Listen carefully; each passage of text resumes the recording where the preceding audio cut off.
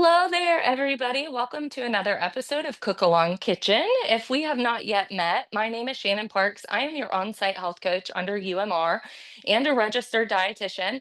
And I bring these virtual cooking demonstrations to you guys every month to showcase healthy options that taste good. They're accessible to families and all kinds of different people who like different foods. One of the initiatives of this program is to specifically highlight plant-based eating. We've all heard plant-based eating is great for our health, and I'm here to back that up and tell you it is wonderful for your health. So, one of the things that we're going to be covering today is something I get asked about a lot. Shannon, I want to be healthier, but I just need help with sweets. I have such a sweet tooth. What do I do about it? You're in luck. I'm glad you're here. If you like sweets or you know somebody that likes sweets and you're looking for a healthier spin on it, you're in the right place. We're going to be doing two sweet treat dishes today. One of them is a no-bake superfood peanut butter chia chocolate cookie. Say that 10 times fast. And it's no bake, which is even better for the summertime. And the second is going to be a chocolate peanut butter mousse with a surprise ingredient. So let's get this show on the road, shall we? We're going to be kind of working our two recipes simultaneously to keep good on time. I'm just setting something up here real quick. The first step of our recipe, and then we're going to roll right into it. So let's talk about these no-bake superfood cookies that I'm making. The first step that I'm doing here is I am combining a quarter cup of cocoa powder, a quarter cup of coconut oil, and a half cup of honey into a saucepan over medium heat so that it can all kind of melt and start to combine as the base for our cookie. And I want to get that going. It's going to take a couple minutes for it to melt, and then we'll review all of our ingredients and why we're making this recipe. So I've got cocoa powder in there. Now I've got coconut oil in there as well. And if you tuned in earlier, you got to see the cocoa powder just explode all over the place. And if not, you missed that blooper. That's okay, because it could happen to you too at home. All right, so half cup of honey going in to this pot now. And then I'm just gonna stir and combine this and allow it to start melting over a medium heat.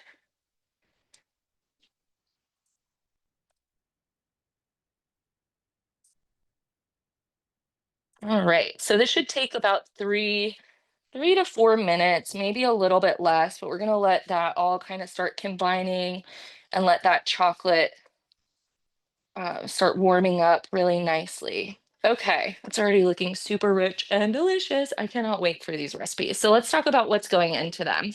In our chocolate cookies, we have, of course, cocoa powder. I like Dutch pressed cocoa powder. It has a higher magnesium and iron content and a little bit of a richer flavor. This is the Ghirardelli brand, but there's other brands out there, of course. This is what I use in any of my baking or recipes that call for cocoa. We've got coconut oil. We've got honey. This is local honey, which is great during allergy season, which we've got a lot of allergens in the air right now, and that's going to help reduce some of those allergens by giving you small points of exposure to the pollen in the area. We've also got a little shake of salt that'll go in there. We've got crunchy peanut butter. Um, this is unsweetened coconut flake, golden raisins, so the yellow raisins, and we'll do some oats as well. And that's going to round out, and chia seeds. That'll round out our cookie, and we'll watch those come together. They make about 20 cookies, and they do need to be chilled for about 30 minutes to set up. So we'll go through that process today. The second dessert that we're making, I told you it has a surprise ingredient, and the main star of that ingredient is going to be silken tofu. So it's not as firm as your firm block tofu. It's got a nice creamy texture to it. We're going to blenderize silken tofu with creamy peanut butter, a little bit of the Dutch processed cocoa, and a pinch of stevia, and it's going to make a really light, airy, protein packed mousse. Cannot wait to try that. So let's talk about this. Let me turn down my heat a little bit. Let's talk about these cookies. There are so many amazing nutrients in these cookies. Let's look at the nutrition profile. So one cookie is 189 calories. We've got 15 grams of carbohydrates in there, 3 grams of fiber, 10 grams of sugar. That's going to come from the honey. So it is a natural source of sugar. 13 grams of fat, 5 grams of protein. Very rare to find a dessert that's got 5 grams of protein and 3 grams of fiber in it. This is a really nice, well balanced sweet treat. And again, tons of nutrients in here, right? We've got the healthy fats from the coconut oil. We've got tons of fiber from our oats. These also give a good source of potassium. We've got coconut flakes. They're unsweetened. Again, pretty high in potassium in the diet. Chia seeds, these are going to pack protein and fiber into them. You've got the cocoa powder, which has magnesium and iron, helps with our blood levels, and then peanut butter, another source of healthy fats and a little pinch of protein too. So, and peanut butter actually has some fiber in it as well. 3 grams of fiber per 2 tablespoons. And so this is a really nice, well-rounded dessert. Okay, we've got our cocoa, our honey, and our cocoa, honey, and coconut oil all mixed together here. To this, I'm going to add some peanut butter. So about a half cup of this crunchy peanut butter. I like to use the Smucker's Natural. You can also get the store purchased peanut butter. What I like most about this peanut butter is that the ingredients are simply peanuts and salt. There's no added sugar in here. Um, there's no inflammatory oils, which can be found, unfortunately, in a lot of jarred peanut butters. In fact, if we had a little bit more time, I might have even made my own nut butter because it's so easy. If you have a food processor, you simply pulse your um, nuts of choice until they make a paste, and there's your nut butter. And it lasts a lot longer fresh like that too. So into our heated pan, I'm adding that half cup of peanut butter, crunchy peanut butter. And I imagine you could very easily use an alternative nut butter of your choice. I think the crunchy part of it does offer some texture in this recipe, so you might want to keep that in mind, or at least add some chopped nuts to the recipe. I'm going to stir this up to combine it and start melting down that peanut butter. And then after that, we're gonna add in our oats. This recipe comes together super easily. The end product, when we're forming it into cookies, is a little bit tacky and sticky. And so just be mindful of that if you do make these cookies yourself at home. That end dough is not gonna be as firm as, say, like a traditional cookie dough if you're a cookie baker. Ooh, this is smelling so good. I mean, who doesn't love chocolate and peanut butter together, right? Well, I suppose there's some people out there that don't, but if you love it, this is right up your alley. And in my house, they can't get enough of chocolate and peanut butter together. And so I'd like to offer a healthier option, right? Okay, so the peanut butter is completely melted. I'm going to add in our oats. So a third of a cup of oats going in, and then I've got to grab the top. I forgot to grab the top here. So we're going to combine that. We're going to cover it and let the heat kind of soften those oats down. That's going to make it a little bit easier to digest too. Start to break down some of that fiber, make it a little bit more digestible by softening the oats. Okay, great. Let me cover this, and then we'll get started setting up our other dish. So you want to cover this and keep it covered for about 5 minutes. Now, this is a comically large top, but it works nonetheless to cover our dish. So we've got that resting. Once that's done, kind of melding together and the oats soak up a little bit of the liquid in there, we're going to add in our raisins, our coconut, and the chia seeds, and then we'll start forming them. Until then, let me unplug my cooktop and plug in my blender. For those of you that have been tuning into this show for a while, you may remember when I shut down the power to this room by using many gadgets at the same time. So we don't do that anymore. One thing at a time. Okay, let's move on to our peanut butter mousse.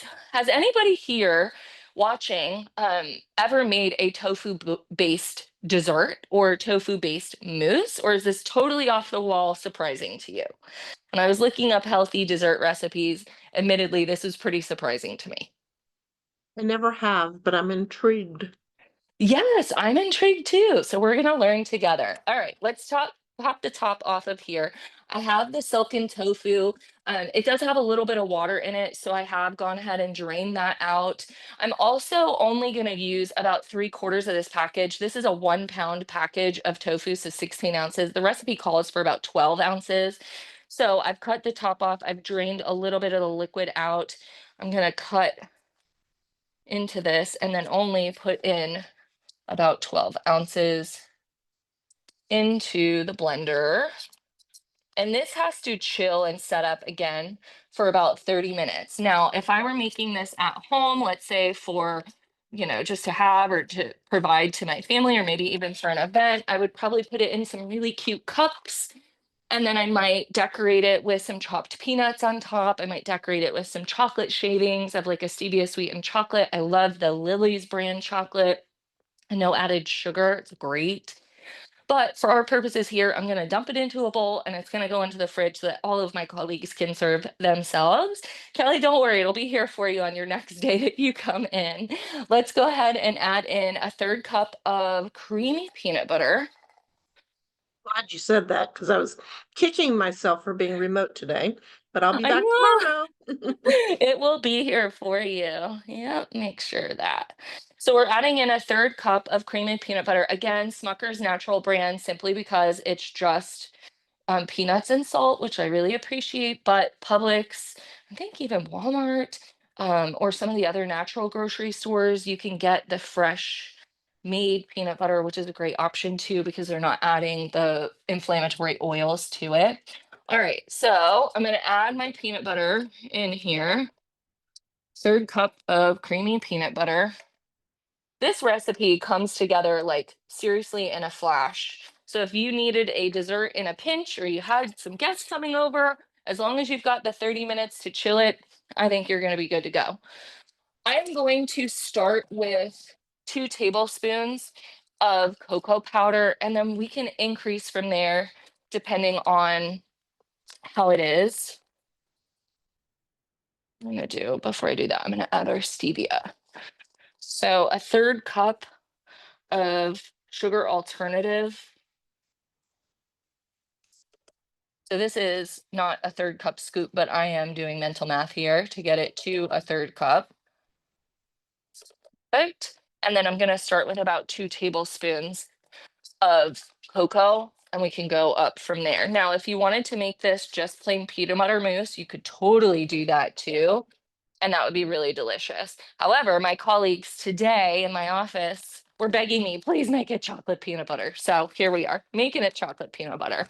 Could definitely have some variations on this. I imagine you could even do like a peanut butter and maple with a little maple syrup, something like that would be really nice. All right, let's get this thing blending here. On and puree.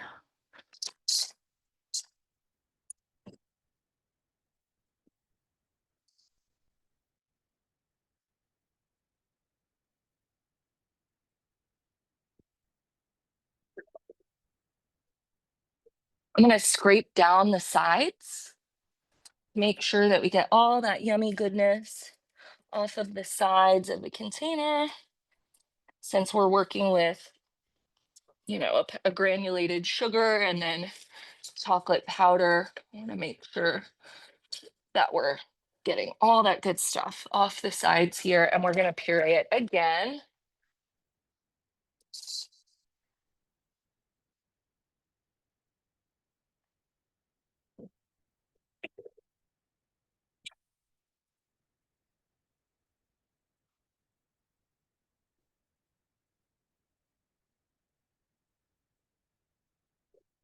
All right, let me come around and scoop this into a little bowl. It looks so creamy and good, and then I'll show you guys what we're working with here. Before I scoop it out, let's do a little taste test. Make sure that all of our flavor profile is where we want it to be. Ooh, that's good, y'all. That's so good. Wow. I would never guess that this is tofu. Never in a million years would I guess that that's tofu. It's really good. Yummy, yummy, yummy. Honestly, all you can taste, if you're not a tofu eater, I always tell people who are considering experimenting with tofu, it truly does take on whatever flavor profile you put it with, right? And this is no exception to that. This tastes simply like peanut butter and chocolate, like a mousse that you could get anywhere. It is absolutely delicious. It kind of has the texture right now of like a peanut or a chocolate pudding almost. But I think once it sets up and firms up a little bit, it'll be really nice. Okay, I'm gonna bring it over so y'all can see what we've created together. Can you believe how easy that was? Like that is so fast. It's incredible. All right, let's tilt this guy down. Look at that. It looks just like almost brownie batter or like a pudding kind of, but that's gonna be our mousse once it sets up. That would be so pretty if you put it into some nice like little ramekins or decorative glasses. And even put it into a glass, like a pretty martini glass or something, and do the shaved chocolate and chopped peanuts on there would be a really nice addition. So that's our chocolate mousse. Can you believe how quickly that came together? It's pretty incredible. I don't think I've ever found a dessert that is as healthy as that one is and comes together as quickly as it does. Nutrition on that 189 calories per serving at 4 servings, 6 grams of carbs, 1 gram of fiber, 2 grams of sugar, 11 grams of protein.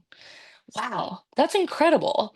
That's like a third of what I tell people to get at their meals, and that's in your dessert alone. So that's a really good recipe. All right, let's look at what's going on with our oats and whatnot in here.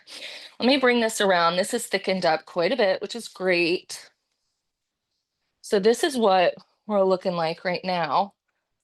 You can see it's still a little liquidy, but we're gonna add coconut flakes and chia seeds to it and then work to form little kind of cookie situation. So we are going to add, let's see, a third cup of coconut, a third cup of raisins, and a couple tablespoons of chia seeds. So let's start with the raisins first.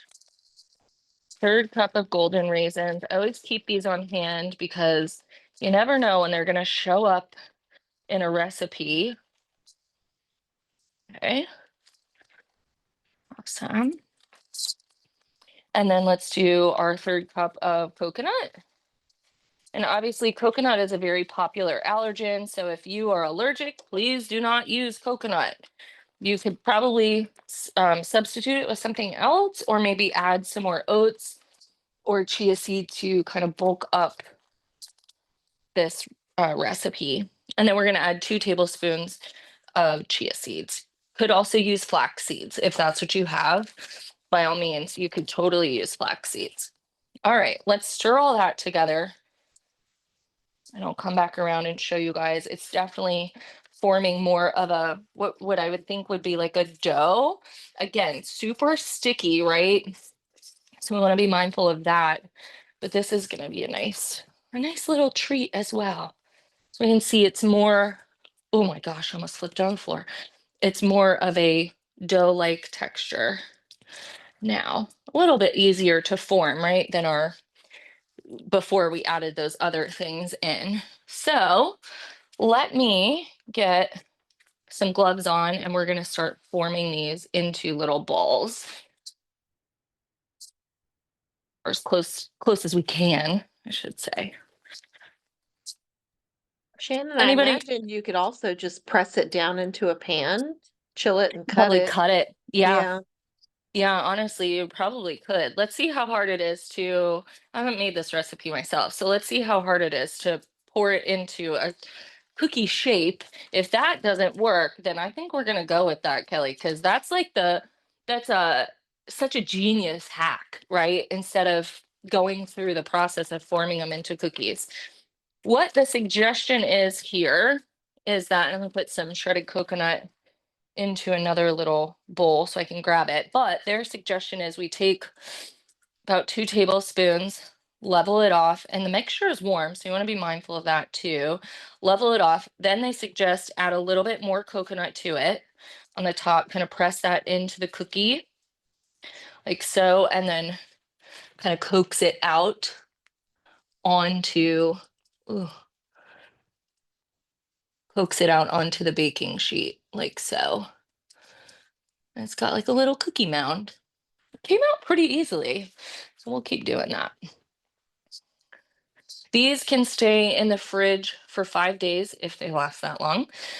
Or you could freeze them, airtight container, freeze them for about 6 months and they would stay.